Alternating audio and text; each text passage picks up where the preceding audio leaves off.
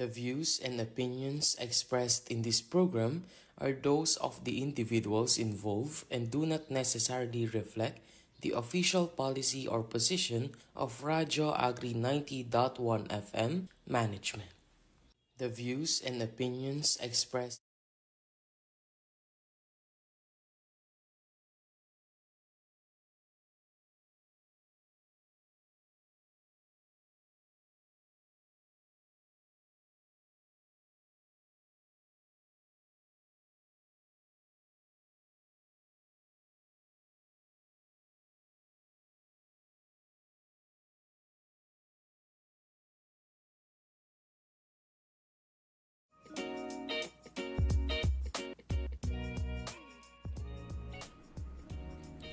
Mga kasens, it's time to shine! Money Talk sa Afternoon Grind. Budget tips na on the go? With Talking Sense, a Senso'y Go. Muli po nagbabalik ang inyong mga financial bestie. Ako po si Miss Babaji. At ako naman po si Rose Gold, isang hapon na naman ng makabuluhang usapan tungkol sa ating mga kaperahan. This is Talking Sense, make your money make sense. Time check po natin, ang oras po natin ngayong hapon na to ay 3:11 p.m. Magandang hapon po sa lahat po ng mga nanonood sa amin ngayon via FB Live sa atin pong Facebook page. At gusto po namin batiin lahat po ng mga, syempre mga ka-Radio Agri po natin. Unang-una ng lahat, batiin naman po natin ang ating Director 4, Dr. Junicia G. Alvindia, sa lahat po ng mga division chiefs po natin, mga farmers, especially at ang ating PhilMec community. Ayan. Yes, partner, wag din natin kalimutang batiin ang ating mga kasamahan na nasa field ngayon, ng mga naka-travel. Ingat po kayo dyan, lalo na po ang ating mga masigasig na mga drivers. And hello.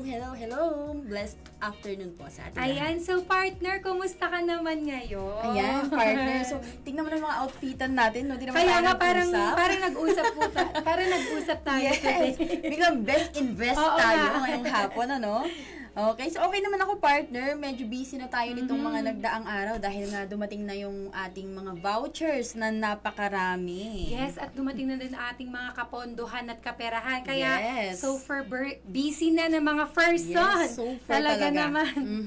So, yes, partner, no? So, mag-recap muna tayo. So, last time po ay ang ating program launch. Yan, kung sino po yung mga nakasubaybay po last on-air and on live live stream natin, and para po sa pinakabago ninyong aabangan tuwing Biyernes alas 3 hanggang alas 4 ng hapon. So ngayon po ay muli nyo po kaming mapapanood via our live stream sa ating FB page, at mapapakinggan po ninyo din kami sa Radyo Agri 90.1 PhilMec, kasaganaan para sa bayan. And speaking of vouchers, partner, nabanggit din natin last time na sa unang episode po natin ay mapapag-usapan natin kung ano ba yung role at importance ng Finance Division sa isang government agencies, lalong-lalo na or specifically sa atin pong ahensya, ang PhilMec. Yes, partner. So kaya naman, mga ka-Radyo Agri, ngayong araw ay atin pong pag-uusapan at hihimayin, di ba? Hihimayin parang pagkain, no? Ang interesting topic na ito para marami tayong matutunan at madagdagan ng ating kaalaman. Yes, tama ka dyan, partner. Let's dive deeper. Ngayong hapon po na ito, mga ka-Radio Agri, sa ating pong unang episode na pinamagatang The Role of Finance Division in Government Agencies, More Than Just a Number. Yes naman, grabe naman yung more than just a number. Yes. Parang ang lawak no na, no? Pero mahalaga yan, partner, no, na malaman ng ating mga listeners and our viewers as well na ano ba ang role ng ating finance division, hindi lamang po dito sa ating ahensya, kundi sa iba't iba pang mga ahensya ng government and also sa mga private institutions. And ayan po, lalo na yung ating sa may PhilMec, kung ano ba yung kahalagahan, ano ba yung role na ginagampanan ng Finance Division. Yes, partner, tama ka dyan. At syempre, mga ka-Radio Agri, dahil special po ang ating first episode, ay nag-interview po tayo ng mga professional. Syempre, sabi namin sa inyo last episode nung launching po natin, hindi lang namin kayo puputsu-putsuin ngayong sa mga episode po natin. Talagang nag-interview po kami ng mga professionals para po mas lalo po nating mapalawak yung pagkakaunawa po natin kung ano po ba talaga yung role ng Finance Division sa isang government agencies kagaya na lamang po ng PhilMec. Yes, partner. Of course, tama ka dyan. And naghanda po tayo ng mga katanungan para masagot po ng ating mga guest. Yes. Mga professionals, di ba? Ang big word. Okay? At hindi na tayo syempre lalayo.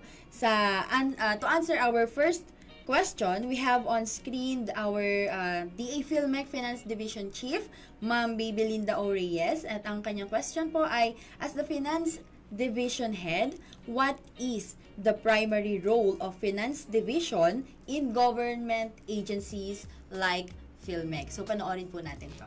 So as a Finance Division Head, our primary role in DA PhilMec as Finance Division is to control, manage, and mobilizes the flow of government funds, resources, or money in and out of our agency based on existing government financial laws, rules, systems, and regulations. So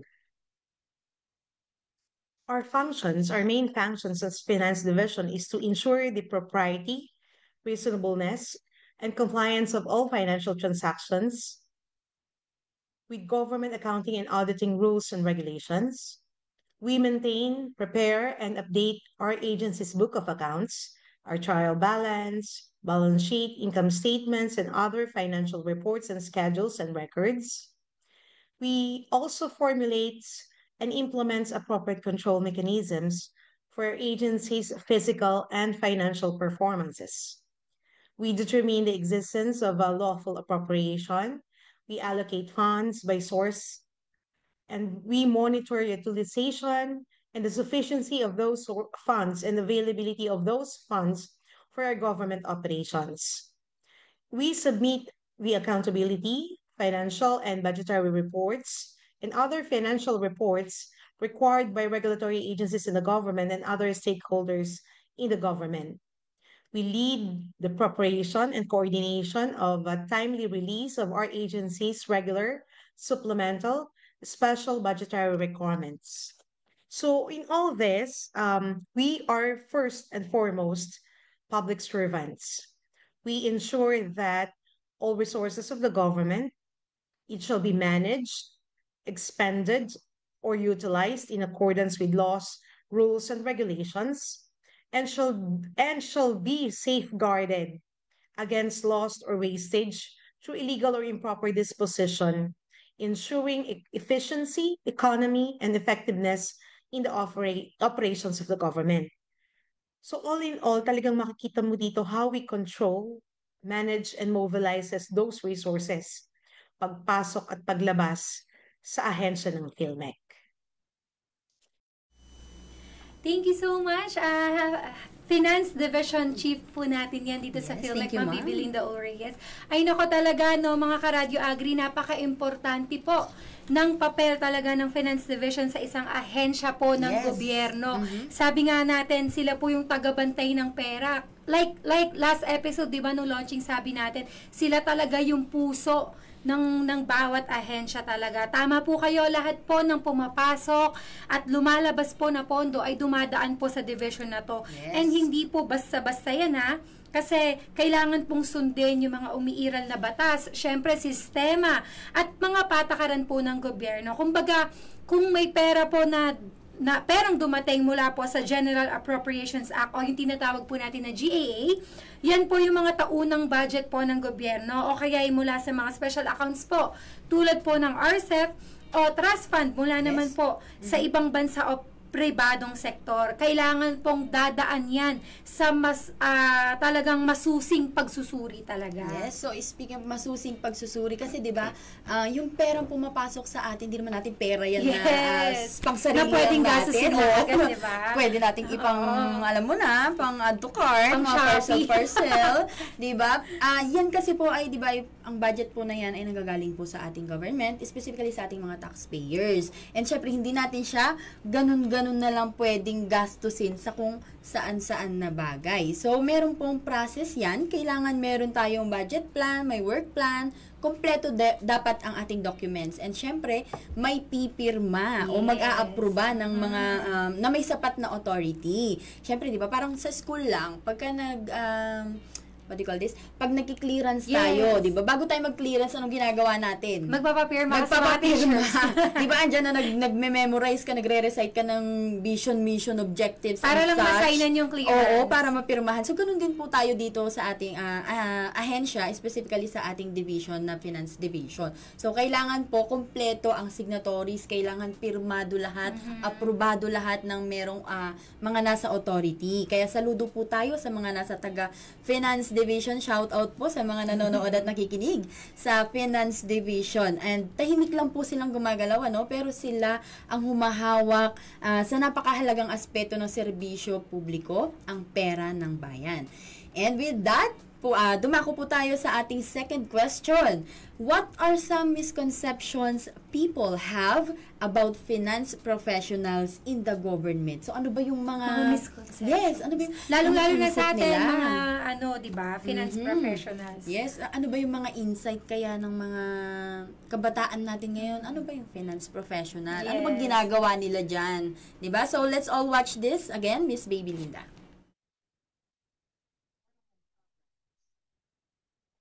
So, what are some of the misconceptions people have about finance professionals in the government? So, we as finance professionals really are very good in numbers. So, yan yung misconception ng basta finance professionals. We are good in numbers. But actually, we are only performing basic or simple addition, subtraction, multiplication, and division, mathematical functions as what we use in our everyday activities. But the truth is, finance professionals are very good in making analysis, scrutiny, examination, classification of accounts, and financial transactions based on applicable accounting, budgeting, and auditing standards, laws, rules, and regulations. So the emphasis will be on the understanding and analyzing the financial and operational transactions that happen. With this, papasok dito yung another misconception that the artificial intelligence or financial software may replace us as finance professionals in the future. But I don't think so, because those AI or financial software, they may automate certain financial tasks like handling data, big voluminous data, and generate volume of reports, but it cannot replace the expertise of an accountant finance professional. Bakit? Because the interpretation of those generated financial data, the strategic advices we offer, ensuring compliance with those complex regulations, and also the human touch of insights, the expertise and interventions we had, it cannot be easily replaced or cannot be easily qualified. So, nandun pa din yung need, and we cannot be replaced easily.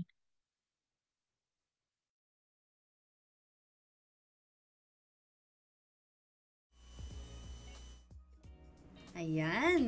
Thank you po muli, Ma'am Babes. Ang ganda ng sinabi ni Ma'am Babes, partner. So, hindi lang po tayo magaling sa math, Di ba parang ang big word naman, magaling tayo sa math. Hindi rin ako magaling sa math, partner. Parang hindi ko rin na-assess ko yung sarili ko kung may galing ba tayo sa math.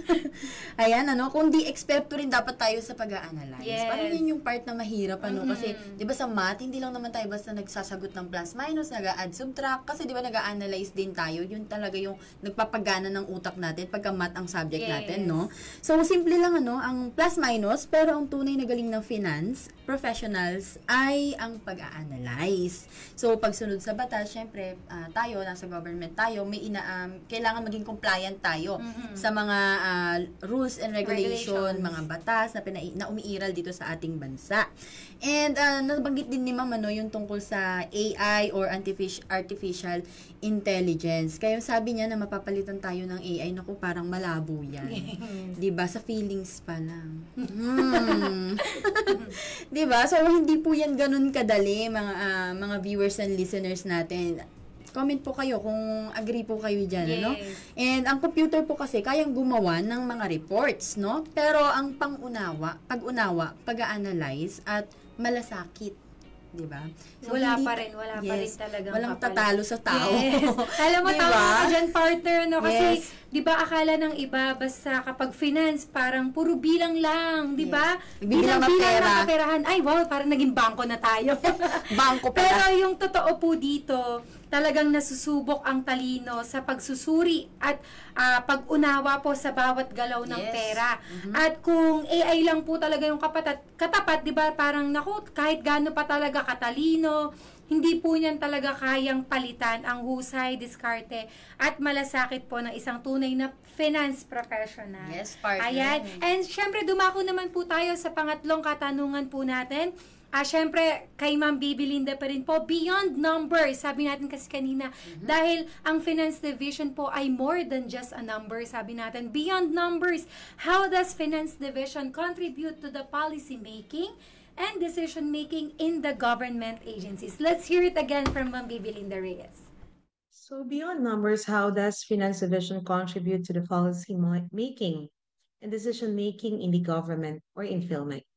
So the analysis of those financial data is very crucial, especially if it involves strategic planning, decision making, providing key and clear insights into the operational performance and financial strategies for growth, improvement, and sustainability of government programs, projects, and activities in government. Beyond numbers, we guide smart decisions for all stakeholders in the government. The important formulation, institutionalization, the rationalization, and administration of fiscal policies to financial operations of all research, development, and extension programs, projects, and activities of the center are made possible. So, one value-adding services we offer now to our research, development, extension, operations, and support services here in PhilMec is a proactive, participative, consultative engagement or approaches we provide to our clients. We bring pre-consultation activities before us, so before the implementation or execution of a unique different transaction, may consultation or pre-consultative meeting with us, especially those covering unique or different transactions, financial transactions. So in this way, we work together closely to make informed decision. We solve problems and thereby resulting to achievement of our common goal here in PhilMec. So these approaches encourages active participation to our employees at all levels of the agency because we strongly believe here in PhilMec that we are one, working as one, PhilMec. By that, we work faster, better, and stronger. Thank you. Ayan, thank you ulit po from the Chief of Finance Division, Yes, Miss thank you, Baby ma'am. Linda O. Reyes. Tama ka dyan, tawag dito, partner. Seryoso to ha, naakala ko noon yung mga taga-finance talaga ay parang tahimik lang sa sulok, nagpa-process ng voucher, calculator. Pero hindi pala, partner. Sila din pala talaga yung nasa likod ng mga matitinding pagpaplano talaga sa gobyerno. Yes, oo naman, partner, no? So, akala ng iba, basta may alam tayo ng Excel, solved na, Okay di ba? na, Pero hindi diba? nila alam yung mga taga-PhilMec finance, pang strategic planning, Wow. yung kanilang, Big word, di ba? strategic Brainy, di ba? So, sila yung nagbibigay liwanag. maliwanag ang buhay Wow, sa ina ng finance. tahanan ba yan?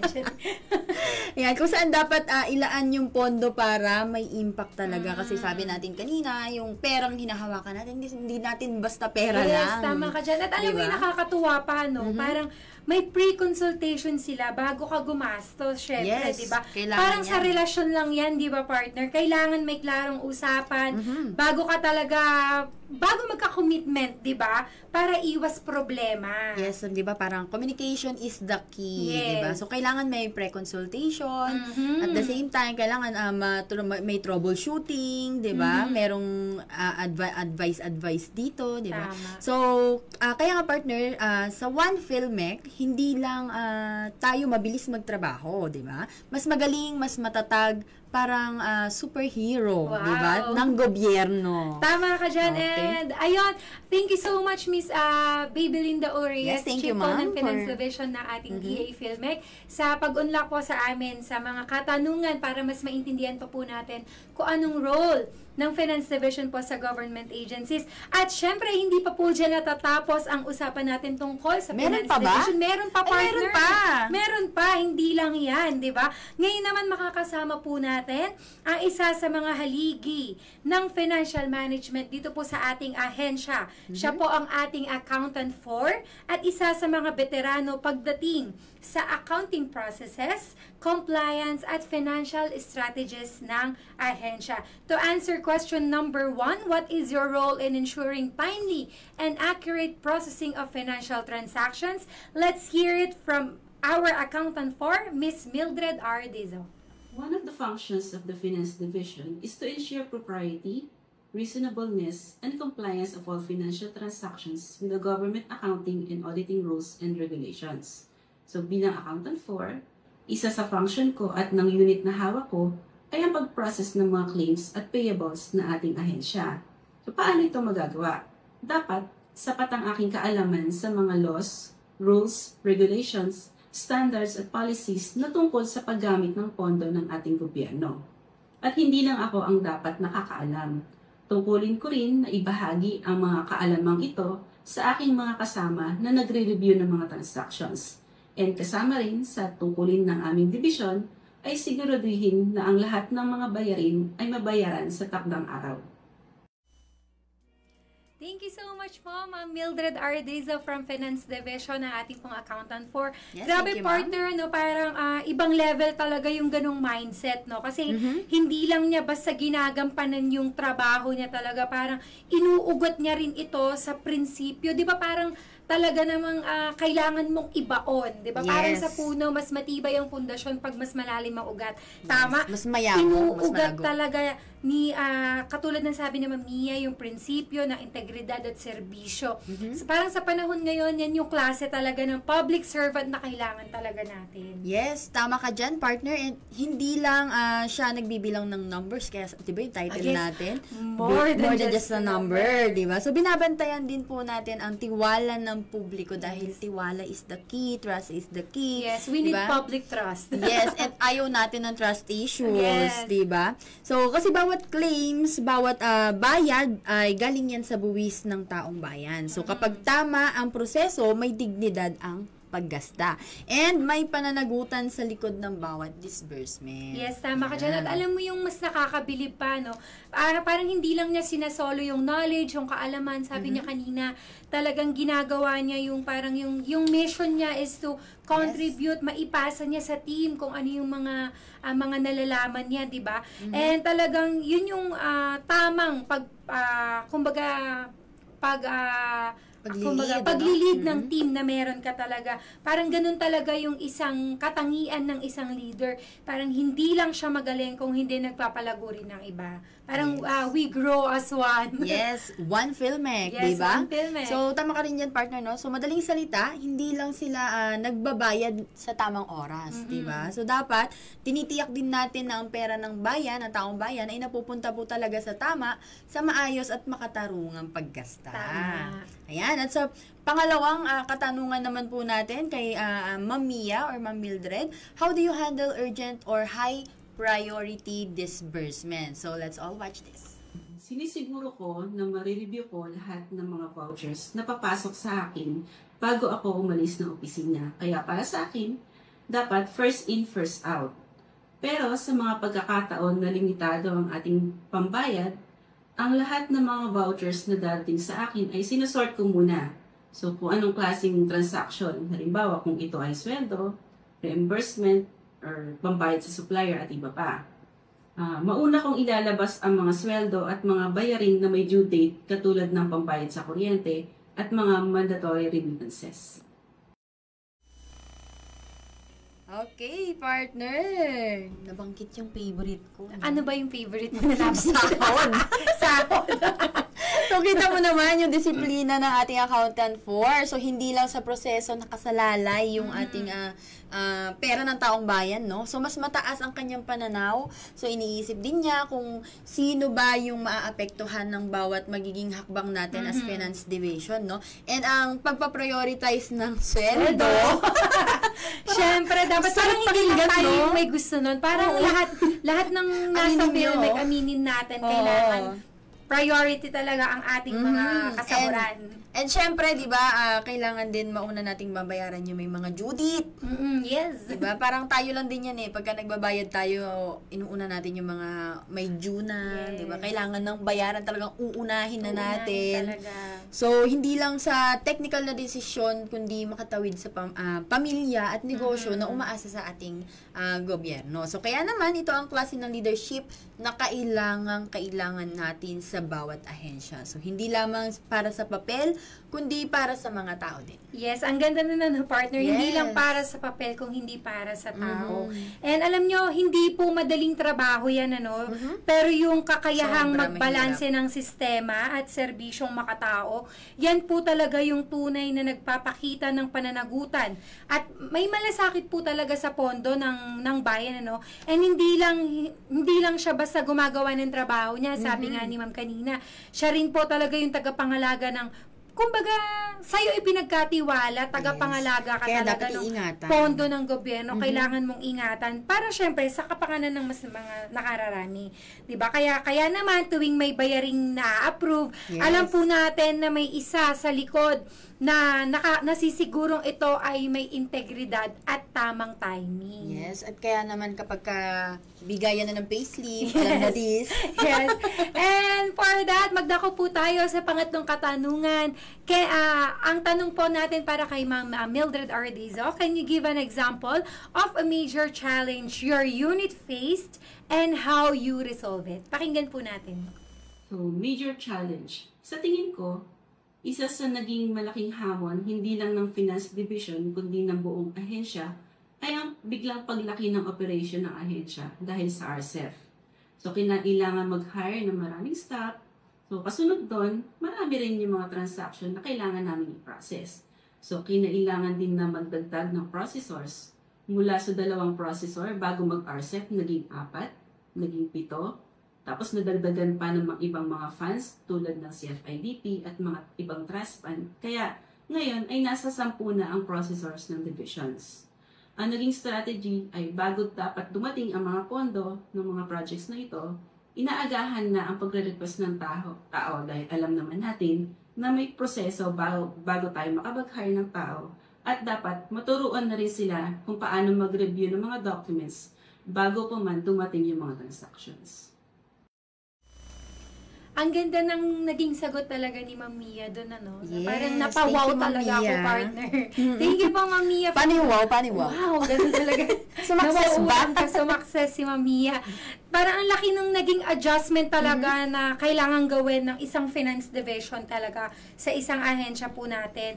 Sa pagdami ng trabaho at syempre sa pagdami po ng mga projects natin, hindi lang yung resources yung kailangan pong dagdagan, syempre, di ba? Yes. Pati po yung kaalaman, tsaka po yung sistema ng buong team as a finance division. Kaya laking pasasalamat po natin na syempre, yung mga nasa finance division po natin ay proactive po ang approach nila. Nagsimula lang po tayo, sabi po ni Ma'am Mia kanina, from ilang processors lang. Ngayon, medyo marami na kasi dumadami na po yung mga kailangan po nating i-process kasi madami na po tayong funds ngayon, ano? At syempre, sinisiguro po na, syempre, tama po lahat ng tama yung pag-hire, yung Yes. pagtitrain sa mga staff kasi kailangan po natin yan. Kailangan knowledgeable talaga sila. Hindi Sabi nga ni Ma'am basta-basta. yan, hindi basta-basta. Kailangan alam nila yung mga rules and regulations, mga basihan po natin sa lahat. And hindi po yan madali. Kagaya po ng sabi ko kanina. Pero strategic planning talaga, kagaya nga ng sabi mo kanina, partner, yung susi para hindi makakanda traffic sa processing, Yes. di ba, ng documents. Sobrang na dami, no? mabayaran natin agad. Yes. Ayun nga, di ba, parang ang naging solution natin dyan, kapag dumarami yung trabaho, syempre nagdadagdag tayo ng tao. Kasi isa rin sa isinasaalang-alang natin or kinukonsider natin is yung kalidad ng service ng bawat employees po natin dito. So, may mga bago tayong processors, so hindi lang siya basta hinart, pinulot kung saan, di ba? May mga qualifications ikaw din, pwede ka na, hindi po Oo. pwedeng gano'n. Hindi pwedeng naghila ka na lang dyan na halika rito, mag-process ka ng DV. So, kailangan knowledgeable po yung ating mga employees. And also, kailangan i-train din natin sila para madagdagan po yung kaalaman nila tungkol po dun sa magiging project na hahawakan tama. nila. And ang mga bagong processors na ito, hindi lang basta hinar, kundi pinaplano rin po at tinuturuan kung paano po tayo mag-handle ng mga documents ng maayos at ayon sa mga regulasyon po ng ating government. And then, yung idea po na maagap ang pagkilos, so inaasahan natin na ang paglaki ng operation, gaya ng sabi natin kanina, pag lumaki yung operation, dumami yung trabaho, so inaasahan din natin yung pagiging proactive dapat ng ating division. So, yun yung tunay na adaptability at pagpapakita ng leadership, di ba, Yes. partner? So, sa gitna ng mabilis na pagbabago, dapat adaptable tayo. Nag-a-adapt tayo, Tama. diba? Ang ganda ng word na yun, adaptability. And with that, maraming salamat po sa ating nakapanayam kanina po sa tatlong katanungan, Miss Mildred Ardiza. Maraming salamat po. Thank you po, At ma'am. syempre, partner, hindi pa dyan natatapos Hindi pa ang ba? lahat. Ha? Nagulat. Syempre, ngayon naman, meron pa po Pasabog tayong pa? isang makakasama. At ito po, ngayon naman, makikilala natin ang isa sa mga tahimik. Ay, ba? Tahimik lang. Si Mark ba yan? Tahimik lang. Wait ba? lang, para analyze ko, matahimik ba siya? Nako, sa babanggitin natin na to talaga namang makikilala po natin yung isa sa mga tahimik, pero tahimik po Sige, ba? sige, Joke tignan lang po. natin. Pero matatag po na gumagalaw sa likod ng maayos na financial records po ng ahensya po natin. Siya po ang Administrative Officer 4 po natin mula sa bookkeeping section, Miss Junifer M. Agustin, para po sa sagutin ang unang katanungan na how does your unit contribute to the agency's audits and reporting obligations. Panoorin po natin. Sa unit namin, kami yung nag-aasikaso ng pag-record ng lahat ng financial transactions at pag-maintain ng books of accounts and records ng payments. Kaya kapag may audit o kailangan ng mga reports, malaking tulong talaga yung mga data entries namin. Malaki rin ang contribution na nagagawa namin sa monthly, quarterly, at annual financial accountability reports ng PhilMec. Kapag maayos at updated yung records namin, nagiging accurate at reliable yung mga reports na nanggagaling sa amin. Kami po ang naninigurado na lahat ng entries ay tama. So kapag dating ng time na may kailangan na report, smooth at fairly presented po ang mga reported na figures. In overall, sinisigurado ng unit namin na transparent at organized ang mga financial records ng agency para mabilis at efficient ang paggawa ng mga financial statement at reports at fully compliant tayo sa lahat ng required reports for each period. Ayan, partner. Ang cute naman ni Ate Junifer doon. Yes. Binabati po namin, Ma'am Julie. Yes, shout out. Yan, grabe partner, no? So, saludo tayo kay Miss Junifer or si AKA Ate Junie. Ate Junie. At sa buong bookkeeping section, syempre. talagang shout out Shout out natin din po sa yan. mga nasa processing. Yes, from bookkeeping section, shout out po, Ma'am Arlena, nakikinig ngayon. So, tahimik man silang kumilos, partner, pero sila talaga yung pundasyon ng maayos na financial reporting ng ahensya. Kasi sa amin, sa bookkeeping, galing yung mga reports natin na pinapasa natin sa Commission on Audit. Okay? So, imagine mo kung walang malinaw na updated records, paano po natin may papakita yung totoong financial status ng Yes, isang kailangan, government di ba, sabi nga natin, agency. transparent tayo, partner. Transparency, public trust, yan yung mga Yes. big words. kapag pinag-uusapan natin ng government. So, sila rin po ang nagsisigurado na lahat ng numbers or numero ay may saysay at based sa tamang dato. So, hindi lang po tayo basta tumitingala ng hula, okay, sige, ito, naisip ko 5M ito. budget, Oo. 10 Ganon. billion, ganyan. So, hindi po ganon. So, kailangan din po tayong magbase sa mga data na hawak po natin. And kaya naman, kapag may audit, so, kailangan po ng mga reports na ipinapasa natin sa DBM. So, hindi po tayo nagpapanik. Yes. Ano ba? Confident po tayo. Kailangan prepare. Yes. Kaya dapat prepared tayo and based on data. Yes. Kaya ang galing partner, kasi Yes. kita mo sa kwento ni Ate Junie, ni Miss Junie, kung gaano talaga critical yung role ng bookkeeping section. Hindi man po sila frontliners sa field, hindi man po natin sila madalas na nakikita. Sila po yung mga nasa backline ng ating finance division, pero sila po talaga yung nagsisiguro na may backbone po ang buong financial reporting ng ahensya po natin. Yes. Dahil alam niyo po, sa maayos silang record keeping, nagiging solid po, talagang solid at transparent Solid. ang mga reports po na isinasubmit natin. At syempre, hindi basta-basta natitinag kapag panahon ng audit. Syempre Kailangan naman. matatag talaga. Kasi diba, solido talaga. parang may iba kasi na pagdating ng audit, nangangatog-ngatog na yung tuhod, baka may Hindi na alam yung masilip. sasabihin. Diba? Pero Diba? tayo, confident naman tayo kapag may audit tayo, no? So, sa totoo lang, kung walang tamang data entry partner, no? At updated na record. So, wala ring kwenta yung mga Yes. financial statements. Ano, hinulaan mo lang, nilagay mo mga numbers doon. So, kaya saludo po tayo sa ating dedication po ni Miss Junifer or Ate Junie. So, tahimik lang po ang bookkeeping pero matatag. At ang trabaho nila ang dahilan kung bakit maayos, mabilis at kapani-paniwala. Diba? Yes. Ang hirap naman joke-joke lang tayo Oo. dito, diba? So, ang mga financial standing ng DA Filmex. So, let's owe it to Let's owe it to the bookkeeping section. Ayan. And for our second question naman po sa ating Ate Junie, so what challenges do you face in reconciling accounts or tracking expenses? So let's all watch this. Isa sa mga challenges na kinakaharap namin sa pag-reconcile ng account o pag-track ng expenses ay kapag may mga discrepancies or inconsistencies sa records. Minsan, may mga transactions talagang hindi maiwasan na hindi ma-update or ma-duplicate yung mga series or number. Kaya kailangan namin i-double check lahat ito sa mga entries at gumawa ng follow-up sa mga concerned staff na may kinalaman sa transactions. Isa pa, kapag maraming expenses na kailangang i-track across different charging, division, or accounts, medyo challenge din siya sa amin sa pag-maintain na accuracy at consistency sa lahat ng records. Pero, we always make sure na organize ang lahat ng records at laging may backup documentation para pagdating ng reconciliation, mas madali naming makikita kung meron mang discrepancies. At syempre, kailangan din merong good communication across dito sa division para mabilis na nako-coordinate at nare-resolve yung mga issues at discrepancies. Thank you again, Miss Junie.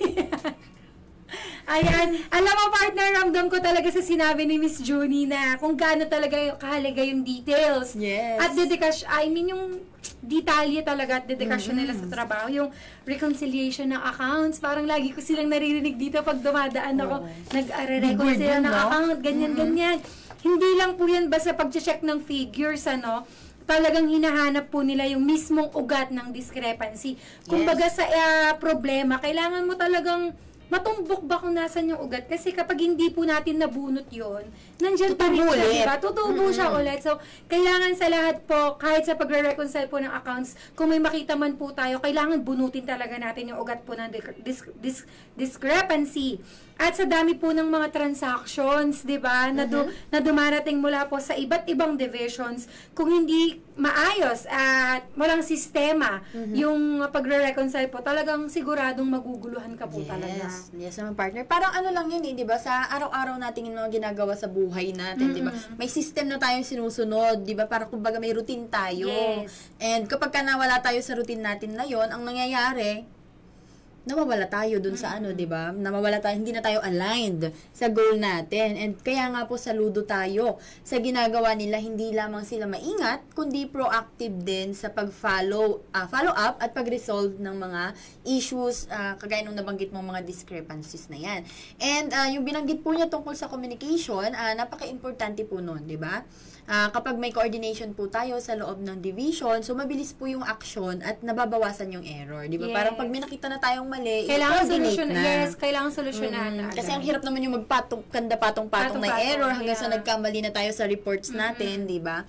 So, sila din po talaga ang isa sa mga dahilan kung bakit maayos ang takbo ng financial records ng ahensya. Ayan. So, dumako po tayo, no? Huwag na natin patagalin sa ating number 3 question. So, what measures do you take to prevent discrepancies or data loss? So, let's all watch this. Para maiwasan yung mga discrepancies or data loss, gumagamit kami ng Excel aside sa existing system na meron po ang agency. Simple, yet it serves as backup po for our continuous data. Kasi habang papatagal yung period na yan, dumadami yung hinahawakan naming financial data.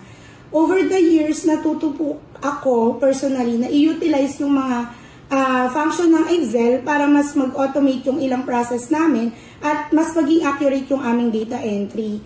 So, sinishare ko sa kanila kung may natututunan ako at ginagamit namin yung Excel para i-double check yung mga reports na nire-record namin. Ngayon, gumagamit kami ng check and balance system. Kinukumpara namin yung each Excel files maintained by each staff sa bookkeeping po. Sa pamamagitan nito, na i-incorporate namin lahat ng inputs na kailangan namin at nagiging mas madali ang pag-validate ng mga reports. Hindi lang isang beses, kundi 2 at 3 beses pa namin itong nire-review at nire-revalidate para sigurado kami na tama yung reports na pinapasa namin. At yung system na to, ini-ensure na maiiwasan namin yung any errors or missing data at talagang accurate and fairly presented ang aming financial reports. Ayan. Alam mo, partner, yung simpleng paggamit ng Excel, na binanggit ni Miss Junifer, akala ng iba basic lang yan. Kasi di ba parang, pagka tayo kasi nag-high school, dumaan tayo ng high school, nakaka-encounter na tayo ng mga Excel files, di ba? Yung Excel app na ano na natin siya, nagagamit na natin siya. So, akala ng iba basic lang to, pero ang totoo, malaking bagay yan sa financial accuracy and efficiency ng ating mga financial reports. So, ibang level yung initiative na kahit may existing system na tayo dito sa ating agency, so gumawa pa rin po tayo ng sarili na lang backup at validation tool. Yun nga po, gaya na banggit ni Ate Junie. And talagang makikita mo yung pagiging maingat at mapanuri nila sa bawat details, okay? So, hindi umaasa lang sa system, 'di ba? Kundi meron din po tayong sariling paraan para matiyak na walang discrepancies or data loss. Yes. Kumbaga parang hindi lang siya umaasa dun sa may isang solusyon na yun, ano?